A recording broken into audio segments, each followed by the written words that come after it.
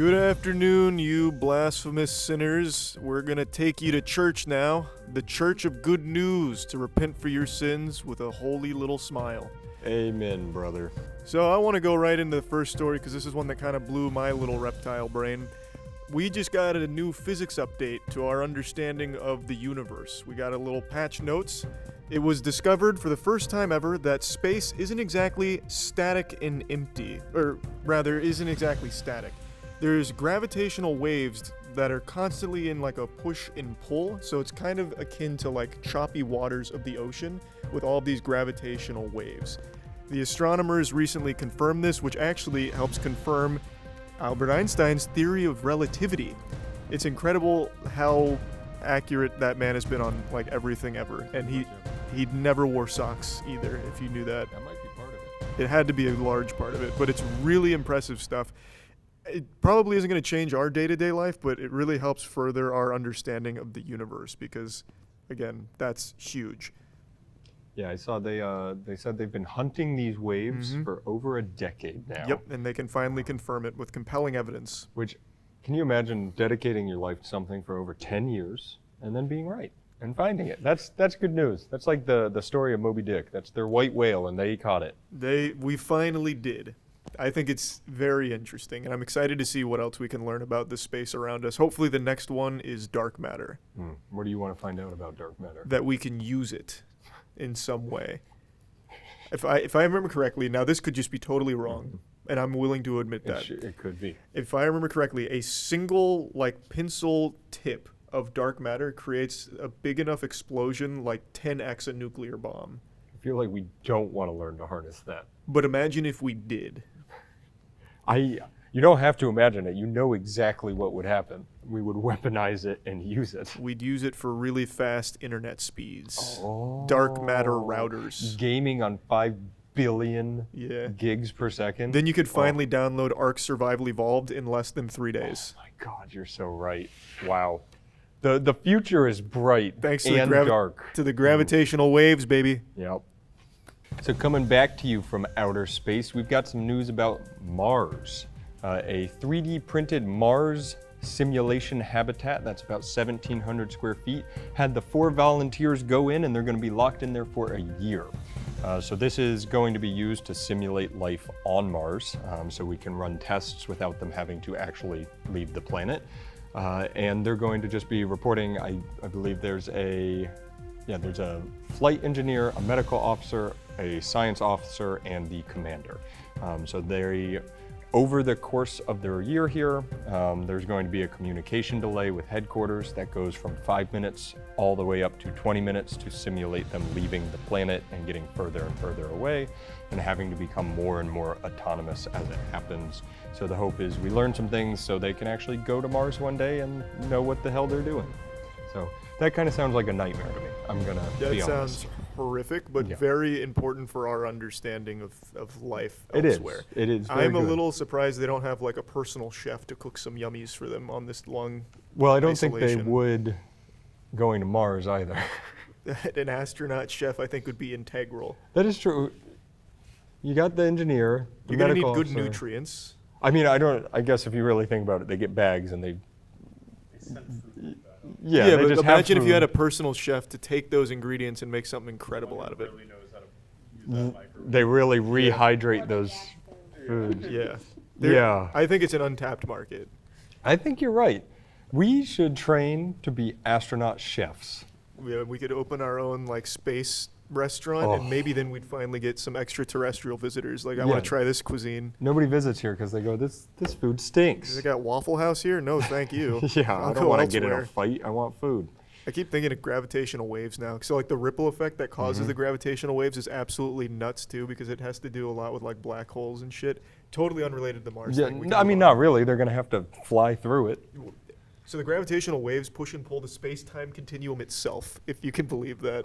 Oh, all right, we're going real deep. Yeah, I was reading about that, and I was like, this sounds like actually out of a movie, and I don't know how much of it I believe anymore. Yeah, that level of science, Mars is great. We're moving on. Mars no gravitational waves. Yeah, that level of science is where I get to where I'm like, you start blurring the lines of science fiction and reality, and it's like, it makes no sense. Did you read about how they reach It was a big antenna, right? Basically a big tuning fork. That Really? They stick out because they measure the distance, like when the waves hit one bar and then the time it takes to hit the other bar. Oh, wow. So they basically, it's just a massive like series of antennas that travel. That's Well, so cool. and like that shit literally sounds like the plot of a Rick and Morty episode It where really Rick's does. like, I'm gonna send out the tuning fork into space and Morty, listen to Morty, space I'm music. gonna have to sleep real quick. Yep. Cover me while I and then it sleep. just tuning fork comes out and it like starts playing like fucking Green Day in the ship and it's just Yeah. like it's fucking You Rick and glorbed in Morty. my trick hole again, Morty. This is one of those touching moments that makes you realize we're not so different after all from our animal counterparts. It turns out dolphins actually use baby talk when their calves are around. So they'll bring up their voice is probably the wrong word, but they'll bring up their speech. Yeah, they'll bring up their speech a few octaves to make it a little higher pitched for the babies. So like how we talk to babies down here, dolphins do underwater as well. This is known as parentese, or infant-directed speech, which is a cool word for it. And it's also been observed in other animals as well, but most notably dolphins is the newest one they've observed it in. That list says monkeys, gorillas, and zebra finches. Like Yeah. everybody just knows what the hell a zebra finch is. Yeah, it's a bird. I figured it was a bird. Ah. But yeah, so give us a little example. I know you listen to it. Like Yeah. you're. All right, yeah. Let's. Hear I want to it. hear it real quick. Ugh. Oh, yeah, never mind. I'll do the sound for you. Yeah, you're a mama dolphin and you see your little baby. You want to go swim in the ocean? Oh, you go for a little swim. You go for a little swim. That was spot on. Yeah. If I was your baby dolphin, I'd be so hyped up. Right Yeah, you'd be now. really excited. Yeah, that was really good, and you can hear. Oh, you. Oh, there it is. Oh, I thought that was just me I was like, oh again. my god, they're answering. Yeah, it's what I sound like. I legit. You translate that to English? It's just Charlie. It's what I was saying, probably. Wow. You want to grab a little pufferfish? Get a little smoky pufferfish? Do you think dolphins like pufferfish? Oh, they do. They get high off of them. Oh, Yeah, I no, forgot about that's right. that. They like bite on pufferfish because it's like Mm-hmm. like a hit, like some kind of neurotoxin, and they just like get high. That's Yeah. crazy. As a mother dolphin, you're encouraging your baby dolphin to go do drugs. Yeah, now, but they don't ocean drugs. have like laws in the ocean. That's true. You're in Survival of the fittest maritime down there. Law at that point. International water. International waters. You can. You can smoke pufferfish all day and night. We should try smoking a pufferfish. I would for a never. bit. No, it Yeah. legitimately would just kill us. We'd die. You just died. And now I've got some great news for all mosquito haters out there. Belize is now malaria free. They're the 42nd country to become malaria free, and they are the 4th in the Americas, 2nd in Central America. They, back in 1994, when yours truly, were you born in 1994? When we 94. were born. They had 10,000 cases, and now they brought it all the way down to 0. They've been declared by the World Health Organization completely malaria-free. So that's just a huge, huge win for all of us everywhere because malaria and mosquitoes suck. So just big congrats to Belize. You Yeah, did good it. work. This is great. Get your party hats out and go run around with no, well, there's probably still mosquitoes. They just don't have malaria. Yeah, which is a good thing. Malaria is no good, so good to see it's gone. Why do we still have malaria if they do not? Do we? Do we? I think we're. I was gonna say I didn't think we were on that list. Yeah, it's they are also one of 3 in 2023 to get it. It's Azerbaijan and Tajikistan. So really, what the hell are we doing that we are not malaria free yet? That's baffling. We've had so many cool experiments to try and kill mosquitoes off entirely. I remember Yes. a cool one was we were turning mosquitoes in celibate. Oh, Incel. Like we were turning them celibate. Like they wouldn't reproduce anymore, so that way in a few generations they'd die off. But Yep. I guess that we haven't seen the fruits of those labors yet. I love once a year you'll see the signs up around here, well, around everywhere with the little fish with the ninja mask on. They call them ninja fish, and you can go get one for free. I'm not making this up. This is not an Aaron story. You go get the fish and you put them in like water near your house, and they eat mosquitoes. That's awesome. I didn't know that. Dragonflies also. A mosquito that has malaria. There's only one type that has it. It's the That sick bastard. Yeah. Anopheles. Anopheles. Anophles. Wow. And yeah, it was found in Sarasota County. It was in Sarasota. That's where the dolphins were baby talking. Oh boy. I'm not saying I'm positive, but I think there's a correlation. We don't have enough data yet. Yeah, we'll get on that. We'll send Aaron. But anyways, yeah, congrats to Belize. You're killing it. Keep doing what you're doing, and we'll try to catch up. It's that happy time of year again, and no, it's not Christmas. It's time to tell you about moistglobal.com. Tell them what I've got here, Chuck. You've got a great Moist Esports jersey right there, Matt. Comfortable fit, knows how to breathe, and knows how to look good. Breathable, comfy, perfect. You go to moistglobal.com, you pick up this bad boy, you pick up a hoodie, you pick up sweatpants, slides, headbands, we've got it all. So That is right. Go to moistglobal.com. That's great news.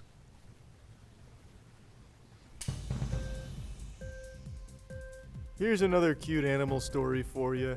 A dog retrieved 155 discs from the woods at Grandview Park. The discs were from disc golf, and Kelly Mason was walking her dog Daisy in West Virginia when her dog suddenly ran into the nearby woods and started picking up some disc golfs that were discarded over there. So she let Daisy just have at it, go hog wild, and built up a pretty impressive collection of 155 Frisbee golf discs, and they have now begun selling them off in order to raise money for the park itself, or for the Marshall County Animal Rescue League. That's adorable. I did not realize they were doing that. The picture shows how cute the dog is, but also 155 discs is absurd. That's a lot. What? We should buy all of the discs and take that same picture with the discs surrounding you. No.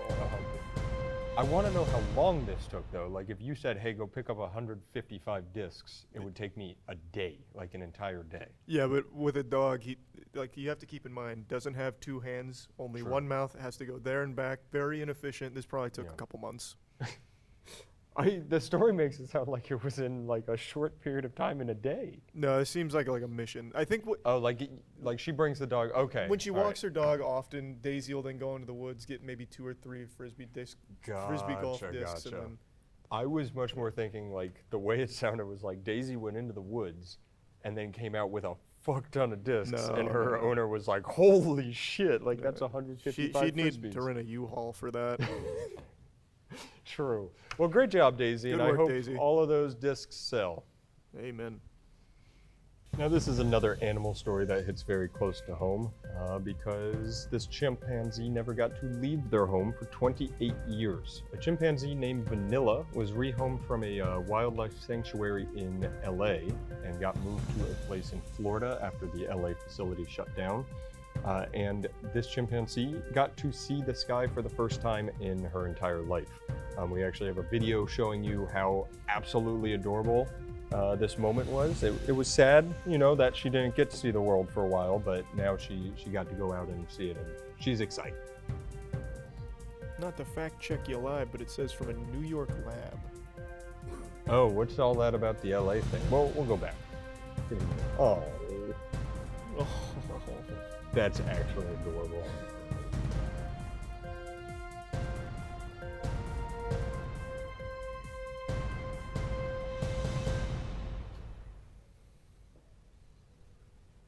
Oh, That's so sweet.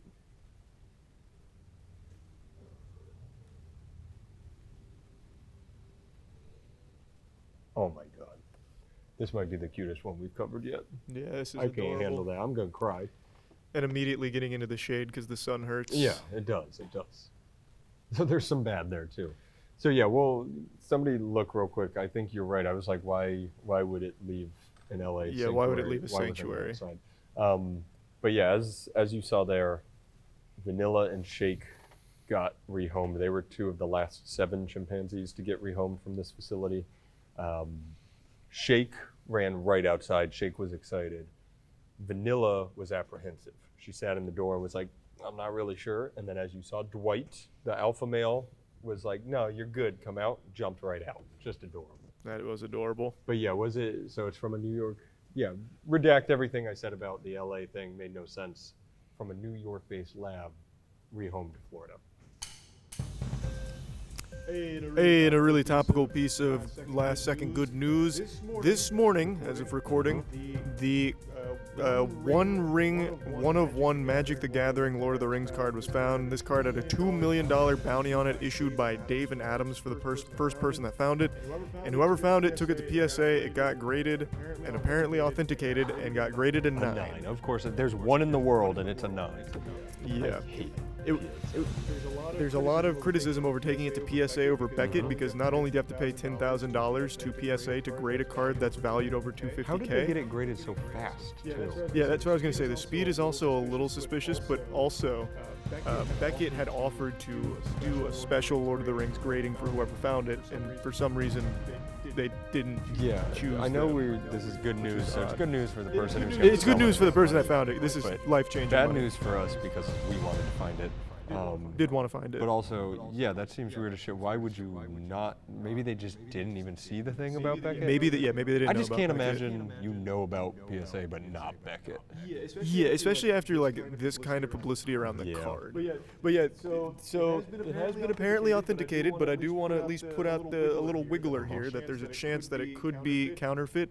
From what I recall, there was at least one instance where a card did get graded that was I'll fake. throw it out there. It's counterfeit.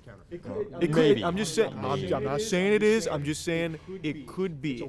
It's a one of one, meaning that they had nothing to compare it to. But I imagine if they authenticated it, they had Can to you go to imagine Wizards, though right? if Wizards Didn't but like look at what it. we were expecting, where Wizards would hold the card to sell more boxes? Yeah. Imagine they did, and this was found, but Wizards knows how much shit they'll get if they say that's not the real card, and they're just like, fuck. Yeah, how do you know that's not the real card? Well, Yeah, you're still because like the holding real it, card's in my office right now. It's Like, still in my office. oh yeah. man, they're in a pickle.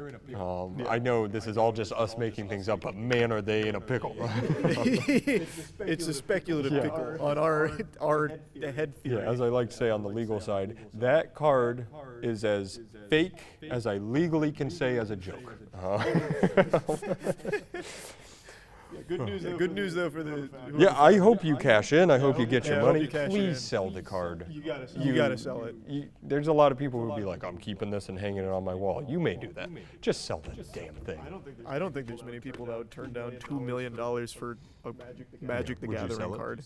Well, we were gonna hold it right That's true. for more That's money. true. It would have been. Which you're welcome to do, by Yeah, the way. if you want to give if it you're to watching. us, what? We'll pay half price. Yeah, we'll take like a finder. Well, finder's fee. He's the opposite. We'll take pay a you like a finder's a hostage fee. fee to let us conduct the ransom negotiations. All right.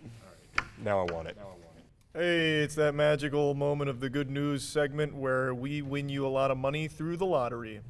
Here's this week's Powerball winners coming right up. Oh, Jesus. I'm catching a big one.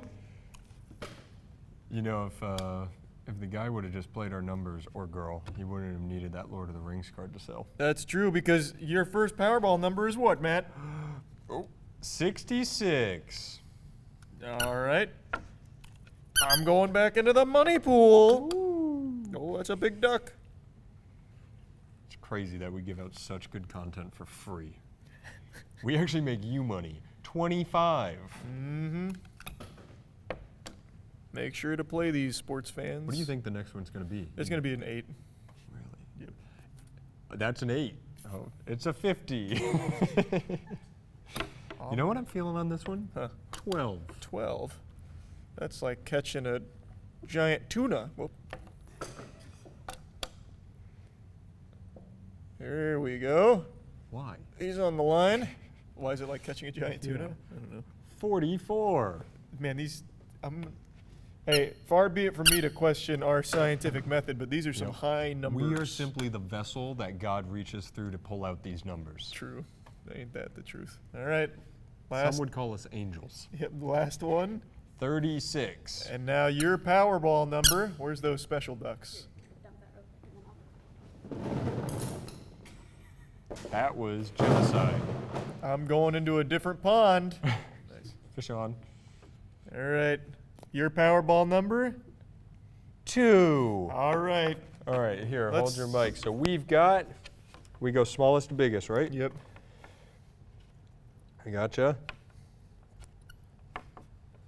All right, read them for them. 25, 36, 44, 50, 66.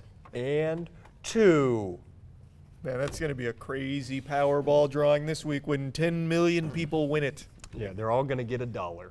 Yeah. And it'll be great. It'll be a big split, and you're I welcome. really cannot wait for that to happen. It's going to happen. I'm It feeling will. good. I agree. All right. And here's Aaron with the Grimace Shake. Hey Patriots, it's Grimace's birthday, so I'm back to review another special sandwich from a very special restaurant for a very special boy. This is the Grimace meal. I got the purple shirt on, just special for him. It's a Big Mac, some fries, and a big yucky purple shake, just like him. I don't really love that because it makes me feel like I'm eating the big guy, and I don't want that. No, I didn't come here to beat around the bush. Let's get right into what we were really looking for. Speedrunning this one, the Grimace milkshake. Got a good color, a little bit uneven in the dispersal of the syrup, but it looks good. I don't know what it's supposed to taste like. Maybe an elderflower, elderberry, lavender sort of flavor, very herbal.